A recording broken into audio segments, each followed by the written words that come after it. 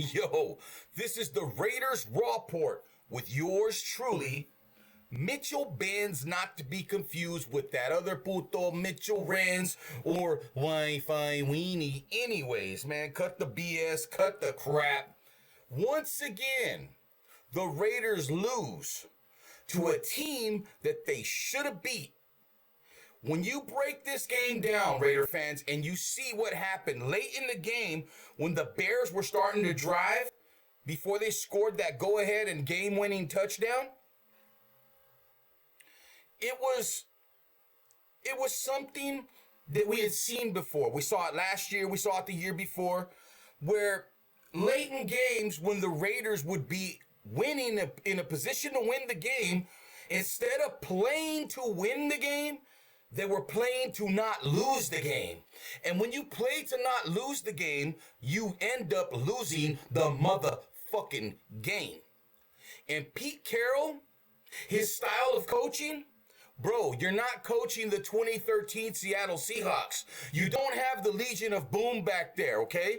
Granted, Ashton Jeanty did do his a real good Marshawn Lynch impersonation today with the way that he was running the ball. They were finally giving him some space. The guy continues to break tackles. And Ryan Clark, eat a dick up from yours truly, Mitchell Benz. From the Raider Nation, Ryan Clark, you can eat a dick up to your hiccup, my boy. But back to the task at hand. This game versus the Bears. When the Bears came late in the game, let's not get into Geno Smith yet. I got something for that piece of crap. Geno Smith, we'll talk about him later, but as far as late in the game, when the Bears already had scored the touchdown and they kicked the ball off to the Raiders, I told my brother, when the Bears were driving down, I told my brother, we already know what this is. He's like, oh, you're so negative. You're just negative. The negative energy of Raider fans. I said, bro, we've seen this before and we know what's going to happen. And what we were talking about was playing conservative.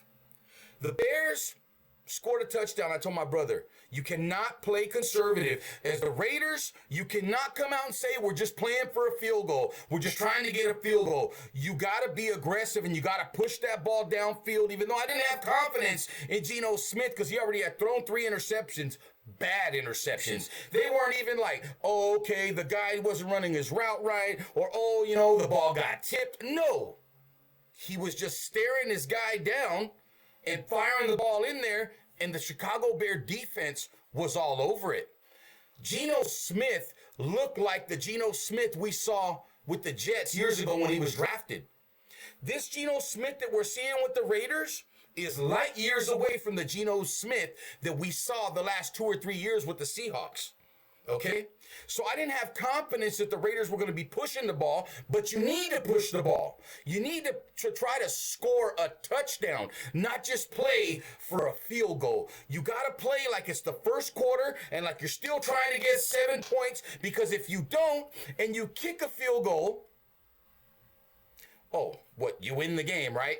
But you got to understand, with the Raiders, for some fucking reason, when they're playing conservative, it's like they're playing to lose the game. You're not playing to win the game. And what they should have done is not just been trying to get in range, in field goal range, because the damn kick was blocked. Don't just try to get in field goal range. Try to get down as much as you can. Try to get down to that 30. Try to get down to the 20. Try to get down to the 10. Try to hammer that fucking ball in. And if you can't, then you call a timeout and you got a fucking chip shot field goal, which more than likely is not going to be blocked.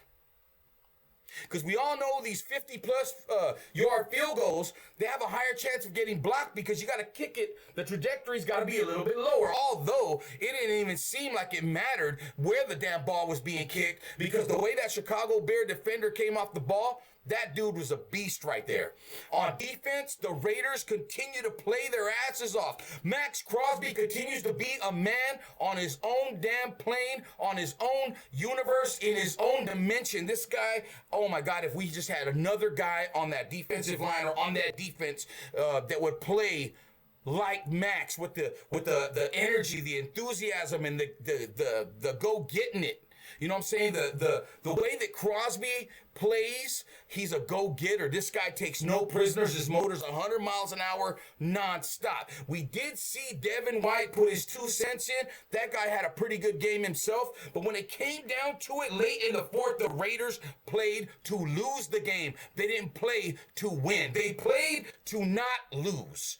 And they lost. Instead of playing to win, like, we're going to push this ball down the field. Let's hit Bowers for a couple of passes. Let's hit Janty on a couple of swing passes. Let's do a reverse, or let's do a short pass, maybe a screen with Tucker. Try to just push the ball downfield since they were given cushion.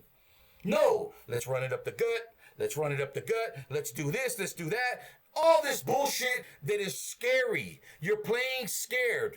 If that's Chip Kelly, I don't know what to say. You can't fire the guy, but at least tear into his ass. Hey, man, we need to be more aggressive. I don't give a damn if there's a minute to play or it's the first minute or the first quarter. You need to be aggressive. You need to play like you're whooping some ass, like you're not afraid to lose. But when you play like you're afraid to lose, you lose the fucking game. And here we go again with another loss, Raider fans. Here we go with another loss, Raider Nation. Here we go with this dumb motherfucker here at the press conference. Shut the fuck up, Pete Carroll. We're not going to be like all these other goddamn podcasters that are trying to be positive, or they're trying to act like they're a master at X's and O's and the block here and the run there and the throw there and Geno Smith. Let's tell it like it is, straight up. We're going to tell this shit straight up. Raider fans, you were clamoring for a mobile quarterback, for a guy that can move, a guy that can scramble, because Aiden O'Connell doesn't do that. And if we just had that, we'd be winning. You now see that as bullshit. Because I will tell you one thing. As bad as Geno Smith has looked the last 2.5 to 3 weeks, especially this week, you're going to sit here and tell me that Aiden O'Connell couldn't be more of a serviceable quarterback than Geno Smith is right now in this offense? You're going to tell me that? The offensive line played a lot better than they've been playing. There's no doubt there, especially in the run game. But Geno Smith, he's making some bad reads. Geno Smith is making some bad reads. This guy's trying to force the ball to Jacoby. Force it to Jacoby like, look, dude, you got other guys out there. If no one else is open, throw the fucking ball away. Stop forcing it. Stop forcing it. It's not working for you, bro. You got to understand one thing. With Geno Smith, he's a streaky kind of quarterback. No one's talking about that, but let's talk about it. He's a streaky kind of quarterback. When it's going good for him, it's going to go good for 4, 5, 6, 7 games. When it's going bad for him, it's going to continue to get bad for him, especially learning this offense, especially being a new coaching staff, a new system. Everything's new on that offensive side of the ball when it comes to the play calling, the play design, when it comes to the offensive coordinator, et cetera, et cetera. It was good seeing Jackson Powers Johnson up in there.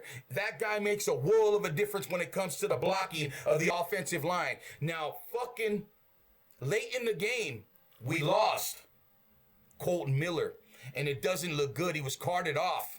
That's going to be something that they're going to have to take a look at as Raider fans moving forward. But maybe this is something that needed to happen, because poor Colton Miller's been the lone solid guy on that line since the season started. Now he's hurt. He's probably going to be out for a few weeks, if not the season, because it didn't look too good on that leg. It was the knee or the ankle or something. Now you got Forsythe in there. Now young guys are going to have to step up. Young guys are going to get their chance to play on that left side of the ball. But what do? Do you now scramble the whole line now because of that? Do you move DJ Glaze to the left side now and bring in Forsythe to play him on the right? Or you keep Glaze on the right and you keep Forsythe, or maybe you bring in Grant on the left? I got more confidence in Charles Grant than I do Forsythe. I'm just going to say it right there. So there's a lot of things, a plethora of situations that have arose from this loss to the Bears. Pete Carroll, Chip Kelly, when you play to not lose the game, check this out, bro. You end up losing the fucking game. Kudos to Ashton Janty. You did your thing. Kudos to the defense. You guys played your asses off, even though Palomar is still looking shaky in coverage. Overall, the defense, they played pretty good. They played well enough to win this game. if they had a quarterback that would be more competent than what Geno Smith has been showing, especially the last couple of weeks. Geno, you're a vet. You can't stare guys down. I don't know. It's almost like he's purposely throwing these games. Not for money.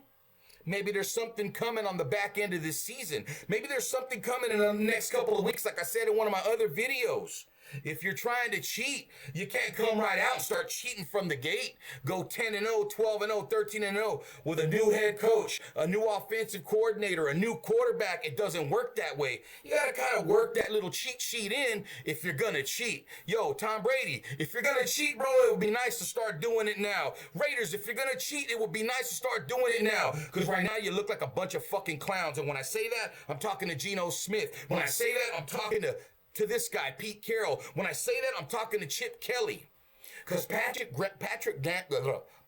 Graham in that defense with Crosby, with White, hey, you guys are playing your asses off. And the O-line, you guys played your asses off today. I see you, Dylan Parham. I see you, JPJ. I see you guys up there doing your thing.